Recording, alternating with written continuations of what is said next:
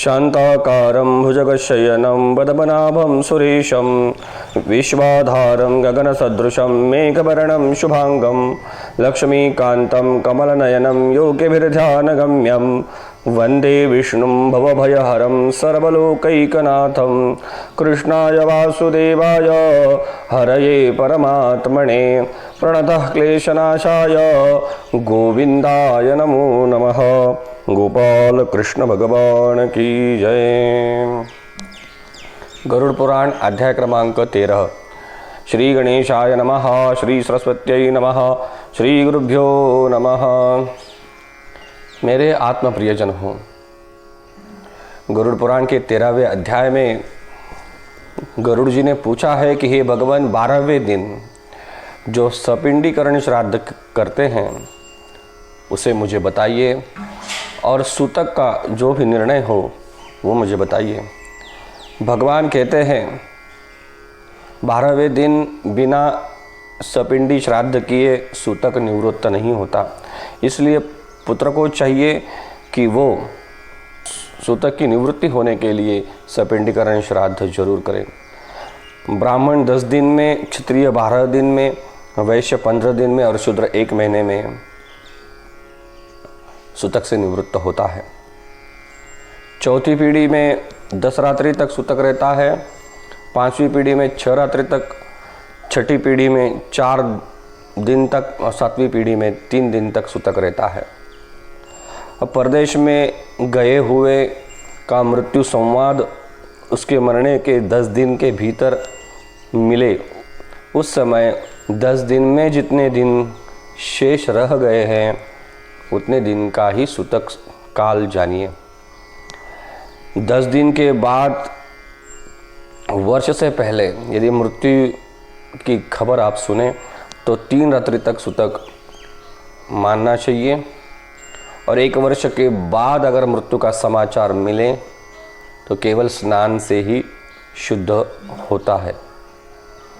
मृतक सूतक में यदि दूसरा सूतक, मतलब घर में कोई मर गया है और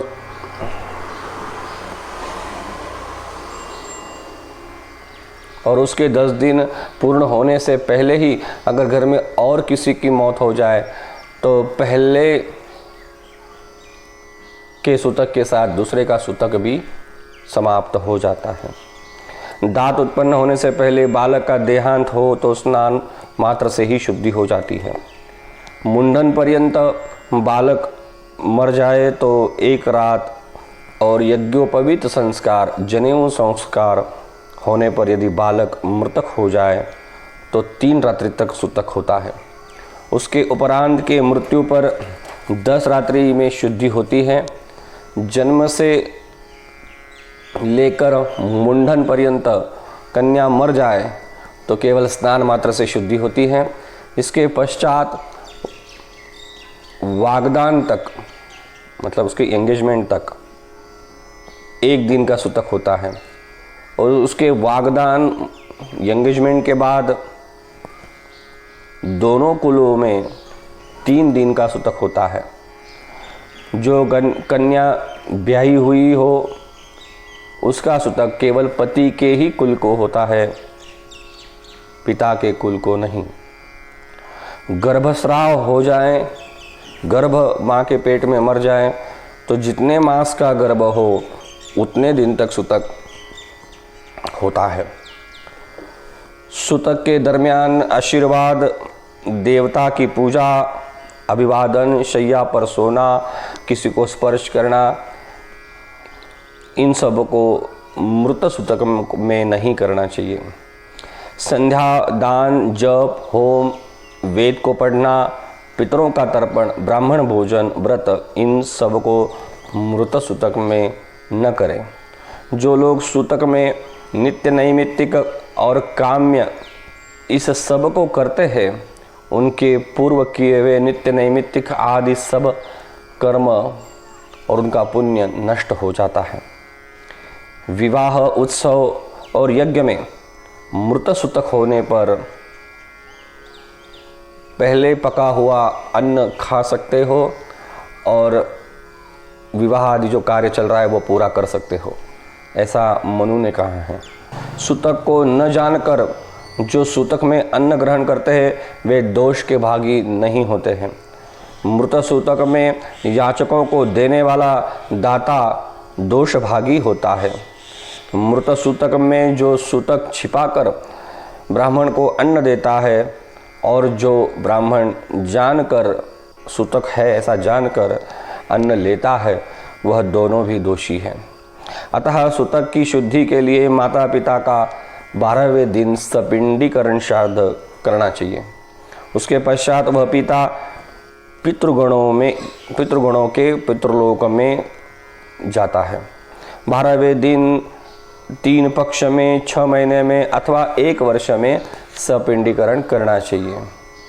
हे गरुड़, चारों ही वर्णों को 12वें दिन ही सपिंडीकरण इस कलयुग में करना चाहिए, क्योंकि कलयुग में धर्म की अनित्यता है, पुरुष की आयु कम है, शरीर के स्थिर न रहने से 12वें दिन ही सपिंडीकरण कर लेना चाहिए।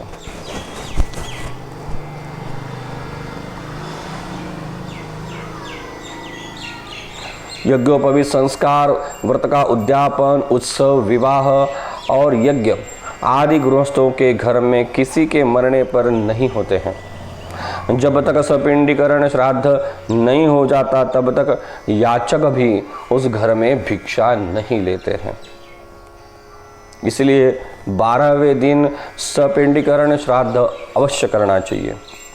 पाद्य, अर्घ्य, आचमन आदि से विश्व देव का पूजन होता है और जो प्रेत योनि से नहीं छूटने वाले पितरों को, हमारे कुल में अब तक प्रेत योनि से जो नहीं छूट पाए हैं, प्रेतात्मे बनकर ही घूम रहे हैं, उनके सदगति के लिए एक विकिर पिंड भी दिया जाता है।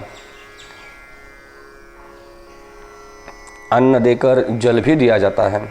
वसु, रुद्र और सूर्य स्वरूप हमारे 3 पितर हैं।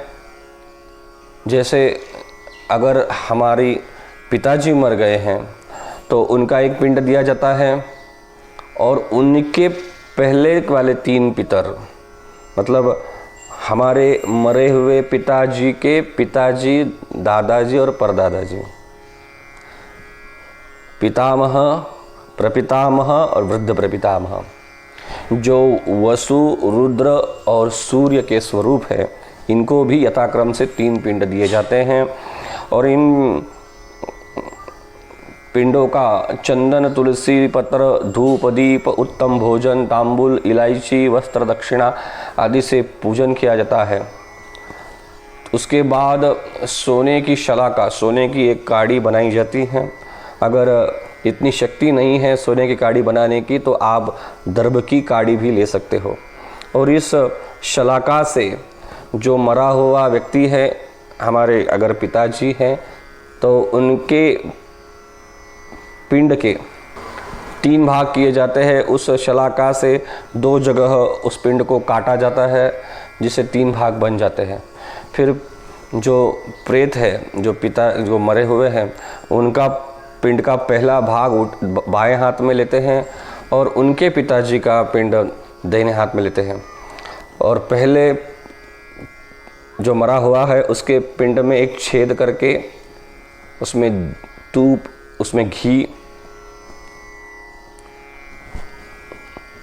उसमें घी और शहद भरा जाता है।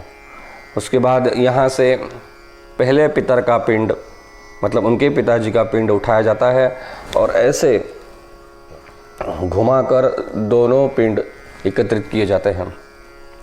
मतलब प्रेत के पिंड का पहला भाग उनके पिताजी के पिंड में मिला दिया है। उसके बाद प्रेत के पिंड का दूसरा भाग उठाते हैं, उसमें छेद करते हैं, उसमें घी और शहद भरते हैं और उनके दादा का पिंड उठाते हैं, पितामह का, और दोनों को ऐसे घुमाकर मिला देते हैं। प्रेत के पिंड का दूसरा भाग उनके दादा के पिंड में मिल गया है। अब प्रेत के पिंड का तीसरा भाग उठाते हैं, उसमें छेद करते हैं, उसमें घी और शहद भरते हैं और उनके परदादा का पिंड उठाते हैं, ऐसे घुमाते हैं और दोनों को मिला देते हैं। मतलब प्रेत के पिंड का तीसरा भाग उनके परदादा में मिल गया। मतलब प्रेत का पूरा पिंड मिल गया उनके पिछले 3 पितरों में, पिता, पितामह, प्रपितामह। मतलब प्रेत अब प्रेत नहीं रहा, वो पितरों में गिना गया है, पितरों में शामिल हो गया है। इसका मतलब सपिंडीकरण श्राद्ध में वह प्रेत योनि से पितृ योनि में रूपांतरित हुआ है। यह सपिंडीकरण श्राद्ध होने के बाद दान का बड़ा महत्व है। सपिंडी में चंदन अक्षत से ब्राह्मणों के चरणों की पूजा की जाती है और पितरों की अक्षय तृप्ति के लिए उनको दान दिया जाता है। क्या क्या है दान? 1 वर्ष के लिए जीविका, घी, अन्न, सुवर्ण, चांदी, गौ, घोड़ा, हाथी, रथ और भूमि, यह दान दी जाती है। लेकिन यह दान भी हमें अपनी शक्ति के अनुसार देना है।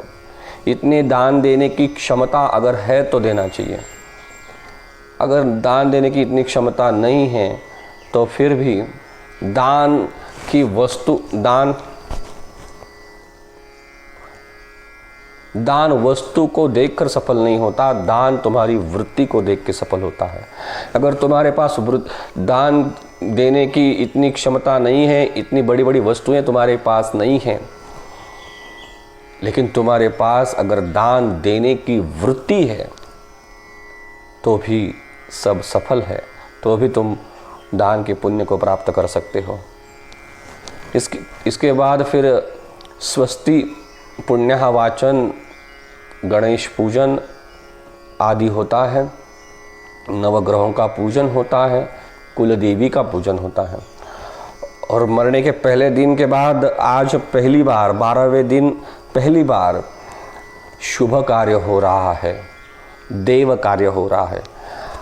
अब तक प्रेत कर्म ही हो रहा था, अब तक 12 दिन तक देव कार्य करने की अनुमति हमें नहीं थी, लेकिन आज पहली बार इसके बाद हम शुद्ध हो गए हैं, सूतक निवृत्त हो गया है, देव कार्य करने की आज्ञा हमें मिल गई है। इसलिए सबसे पहले गणेश पूजन, कुल देवी का पूजन और स्वस्ति पुण्यः वाचन किया जाता है। आचार्य पहली बार मंत्र सहित यजमानों को अभिषेक करते हैं, हाथ में सूत बांधकर मंत्र से पवित्र अक्षत उनके मस्तक पर डाला जाता है। पवित्र अक्षत उनके मस्तक पर डाला जाता है। पश्चात नाना प्रकार के सुंदर मिष्टान्न से 12 ब्राह्मणों को भोजन करावे, उनको दक्षिणा के साथ जल और अन्न सहित घट दान करें। इसके बाद ब्राह्मण जल को, क्षत्रिय आयुध को, वैश्य प्रतोद को और शूद्र दंड को स्पर्श करें, इससे शुद्धि होती है। इस प्रकार सपिंडीकरण श्राद्ध करके वस्त्र का त्याग करें और नए शुभ्र वस्त्र को धारण करें। इसके बाद शैया दान करने का भी विधान है। शैया कैसी होनी चाहिए? पुष्ट काष्ठ की बनी हुई मनोहर अनेक चित्रों से सुसज्जित, पुष्ट रेशमी सूत से बनी हुई और स्वर्ण के पत्रों से शोभित हंस के समान श्वेत रुई से ढकी गद्दी हो, सुंदर तकिया हो और ऊपर सुंदर चादर के वस्त्र से युक्त और गंध आदि से सुगंधित हो, सुंदर दिव्य बंधन से बंधी हो और सुख को देने वाली हो, ऐसी शैया बनाकर विस्तृत भूमि में स्थापित करें। छाता, चांदी, दिवट, चामर, आसन, पात्र, थारी, गड़ुआ, तर्पण और 5 रंग का चंदवा और भी जो कुछ वस्तु शैया के लिए, सोने के लिए लाभदायक हो, उन सब वस्तुओं को चारों ओर अपने अपने स्थान में स्थापित करें। उस शैया पर स्वर्ण की लक्ष्मी सहित विष्णु की मूर्ति स्थापित करें। विष्णु की मूर्ति को संपूर्ण गहने और आभूषणों से संयुक्त करके और चक्र, गदा आदि शस्त्र तथा वस्तु उपवस्त्रों से युक्त करें। स्त्री की शैया पर काजल, महावर, रोली, वस्त्र और आभूषण आदि सुहागन का पूरा साज रखे। पश्चात गंध पुष्प से शुभित करके ब्राह्मण को कान के भूषण, अंगूठी, सिकड़ी आदि भूषण से और सोने के अलंकारों से सुशोभित करें। पगड़ी, दुपट्टा और अंगरखा धारण कराकर शैया के ऊपर लक्ष्मी नारायण के आगे बैठावे। कुमकुम और फूलों की मालाओं से विष्णु तथा लक्ष्मी का पूजन करे और वह शैया उन ब्राह्मणों को दान दे। तब मंत्र उच्चारण करे, हे श्री कृष्ण, क्षीर सागर में जैसी तुम्हारी शैया है वैसी ही शैया यह हमको प्राप्त हो। इस प्रकार पुष्पांजलि अर्पण करें। शैया दान करते समय मंत्र कहें, हे ब्राह्मण, इस शैया को ग्रहण कीजिए। शैया पर बैठे हुए विष्णु, ब्राह्मण और लक्ष्मी आदि को हिला करके प्रदक्षिणा पूर्वक नमस्कार करके विसर्जन करें। लेकिन यह शैया योग्य ब्राह्मण को, सत्पात्री ब्राह्मण को ही दान दे, इससे ही मनोवांछित फल प्राप्त होता है। शैया दान के प्रभाव में सुंदर दिव्य इंद्र भवन में और यमपुरी में सुख से रहता है, इसमें संदेह नहीं। सुंदर विमान में बैठकर महाप्रलय पर्यंत आनंद सहित वास करता है। सब तीर्थ में और सब पर्वों में जो पुण्य होता है उससे अधिक पुण्य शैया दान करने से होता है। छाता, जूता, वस्त्र, अंगूठी, कमंडलू, आसन, पंचपात्र ये वस्तुएं पददान में दी जाती हैं। इन वस्तुओं के साथ दंड, तांबे के पात्र, अमान्य भोजन, यज्ञोपवीत देने से पददान संपूर्ण होता है। इस प्रकार 12वें दिन यथाशक्ति 13 पददान 13 ब्राह्मणों को देवें। इस पददान से धार्मिक पुरुष सद्गति पाता है और जो यममार्ग में गए हैं उनको भी यह पददान सुख देने वाला होता है। यममार्ग में निश्चय बड़ा उष्ण घाम होता है, उससे मनुष्य जलते हैं। पहले अध्याय में हमने सुना कि जैसे हमारे इस भूलोक में एक सूर्य तपता है, एक सूर्य की गर्मी हमें तपाती है, लेकिन यमलोक में, यममार्ग में 12 सूर्य एक साथ तपते हैं। माध्याह्न का सूर्य होते हैं वो, और ऐसे 12 सूर्य कितनी गर्मी देते होंगे, मानो बदन जलता होगा। उनके लिए छाता दान करने से मस्तक पर सुंदर छाया रहती है। जो जूते का दान करता है वह अत्यंत दुखपूर्ण यममार्ग में घोड़े पर चढ़कर जाता है। हे गरुड़, वह शीत, उष्ण और वायु से घोर दुख मिलता है। हे गरुड़, वहाँ शीत, उष्ण और वायु से घोर दुख मिलता है, परंतु वस्त्रदान के प्रभाव से मार्ग में सुख से चलता है। यमदूत भयंकर और कृष्ण पिंगल वर्ण के होते हैं।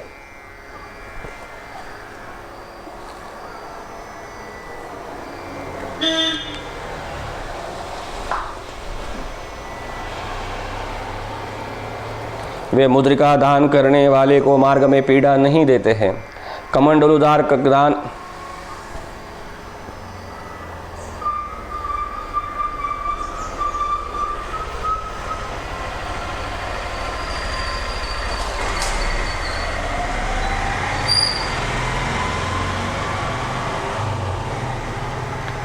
कमंडलु दान करने से अति घाम युक्त पवन तथा जल रहित उस यम मार्ग में प्यास लगने पर जल मिलता है। मरे हुए जीव के लिए तांबे के जल पात्र का दान करता है, उसे 1000 प्याऊ लगाने का फल मिलता है।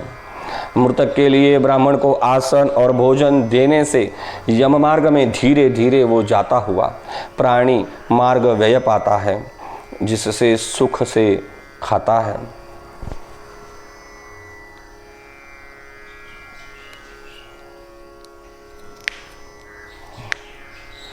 मृतक के लिए ब्राह्मण को आसन और भोजन देने से यम मार्ग में धीरे धीरे वह सुख पाता है।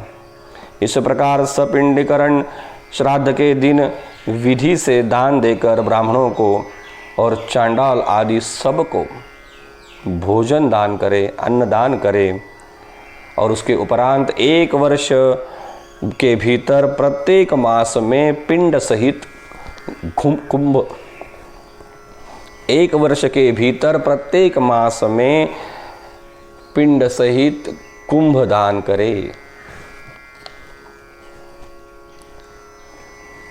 हे गरुड़, जब पुत्र को गया श्राद्ध करना हो तो संवत्सर के उपरांत पिता की भक्ति से करना चाहिए।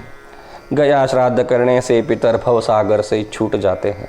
तुलसी की मंजरियों से विष्णु की चरण पादुका का पूजन करें और उस गया के लवादी तीर्थ यथाक्रम में पिंडदान करें। जो गया के शिर में शमी के पत्ते के परिमाण का पिंड देता है वह 7 गोत्र और 100 कुल का उद्धार करता है। उनका जन्म लेना सफल है।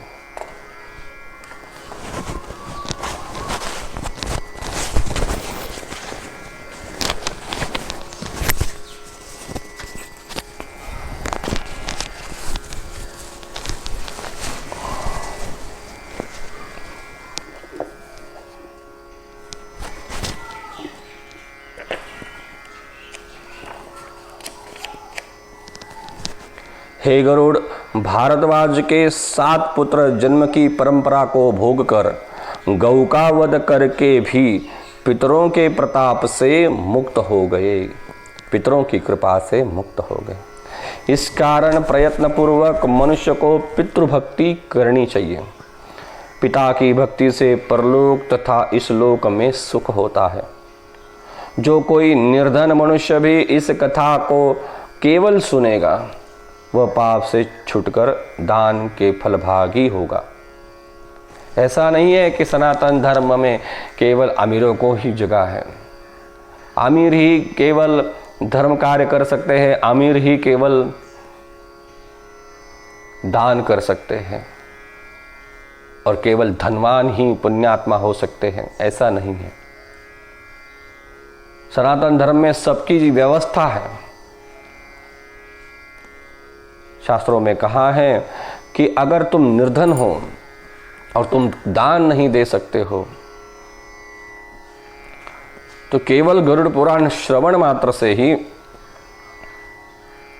धनिकों को दान देने से मिलने वाला पुण्य भी तुम प्राप्त कर सकते हो। और दान देना बड़ा खतरनाक है, क्योंकि दान देने से हो सकता है अहंकार भी बढ़े।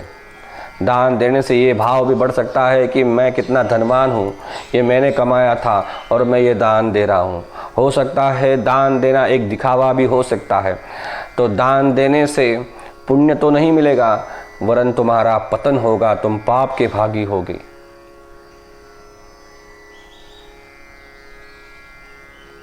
लेकिन केवल गरुड़ पुराण श्रवण मात्र से जिसकी शक्ति नहीं है वो भी पुण्य प्राप्त कर सकता है।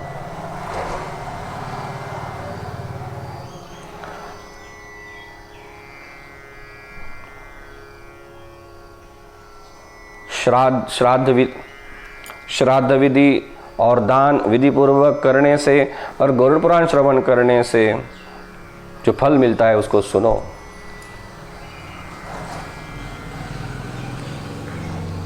पिता सत्पुत्र को गोधन देता है, पितामह समृद्धि देता है, प्रपितामह संपूर्ण ऐश्वर्य प्रदान करता है।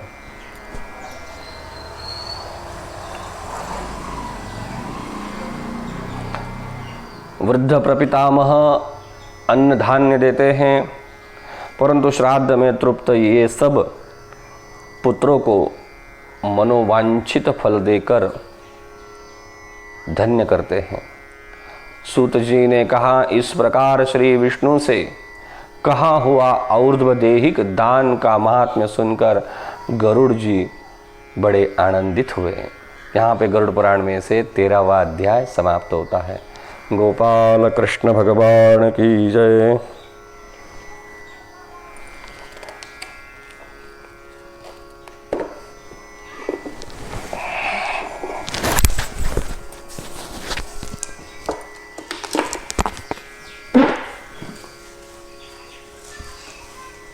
13 पददान 13 ब्राह्मणों को देवें। इस पददान से धार्मिक पुरुष सद्गति पाता है और जो यममार्ग में गए हैं उनको भी यह पददान सुख देने वाला होता है। यममार्ग में निश्चय बड़ा उष्ण घाम होता है, उससे मनुष्य जलते हैं। पहले अध्याय में हमने सुना कि जैसे हमारे इस भूलोक में एक सूर्य तपता है, एक सूर्य की गर्मी हमें तपाती है, लेकिन यमलोक में यममार्ग में 12 सूर्य एक साथ तपते हैं। माध्याह्न का सूर्य होते हैं वो, और ऐसे 12 सूर्य कितनी गर्मी देते होंगे, मानो बदन जलता होगा। उनके लिए छाता दान करने से मस्तक पर सुंदर छाया रहती है। जो जूते का दान करता है वह अत्यंत दुखपूर्ण यममार्ग में घोड़े पर चढ़कर जाता है। हे गरुड़, वह शीत उष्ण और वायु से घोर दुख मिलता है। हे गरुड़, वहाँ शीत उष्ण और वायु से घोर दुख मिलता है, परंतु वस्त्रदान के प्रभाव से मार्ग में सुख से चलता है। यमदूत भयंकर और कृष्ण पिंगल वर्ण के होते हैं।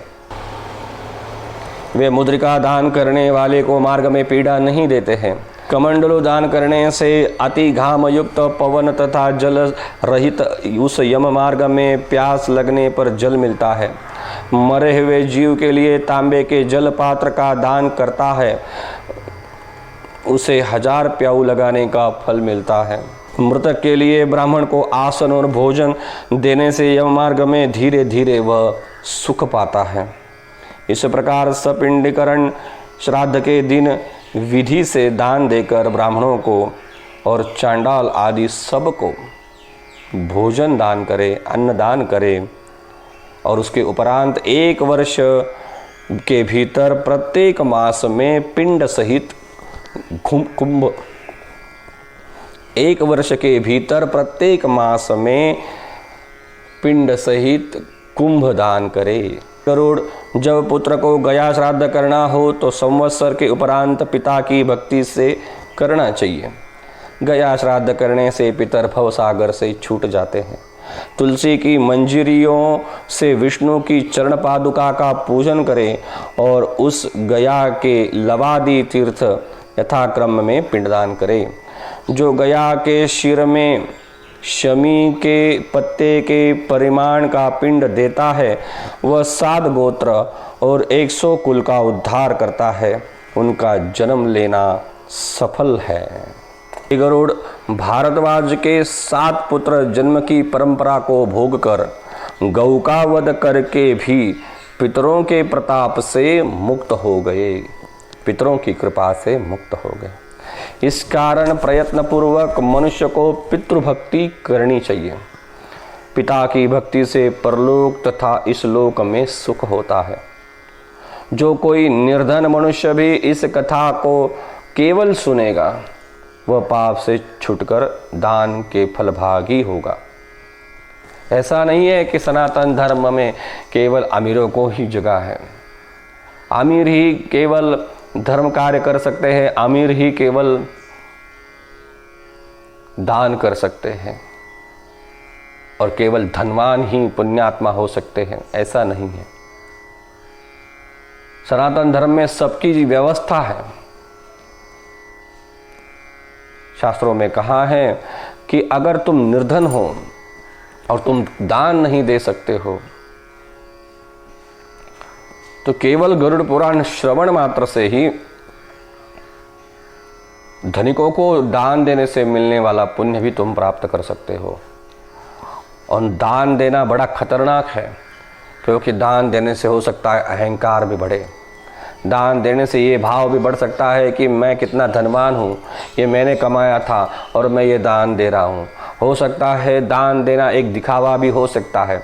तो दान देने से पुण्य तो नहीं मिलेगा, वरन तुम्हारा पतन होगा, तुम पाप के भागी होगे।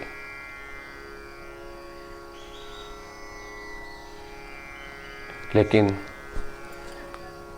केवल गरुड़ पुराण श्रवण मात्र से जिसकी शक्ति नहीं है वो भी पुण्य प्राप्त कर सकता है।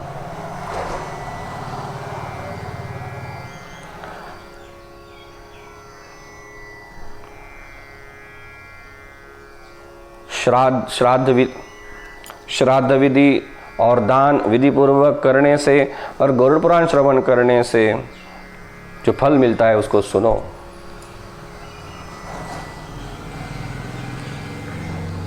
पिता सत्पुत्र को गोधन देता है, पितामह समृद्धि देता है, प्रपितामह संपूर्ण ऐश्वर्य प्रदान करता है।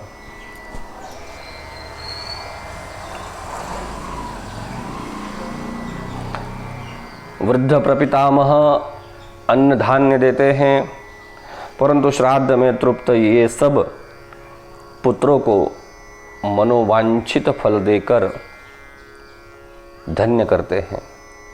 सूत जी ने कहा, इस प्रकार श्री विष्णु से कहा हुआ और्ध्वदेहिक दान का महात्म्य सुनकर गरुड़ जी बड़े आनंदित हुए।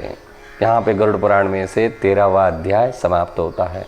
गोपाल कृष्ण भगवान की जय।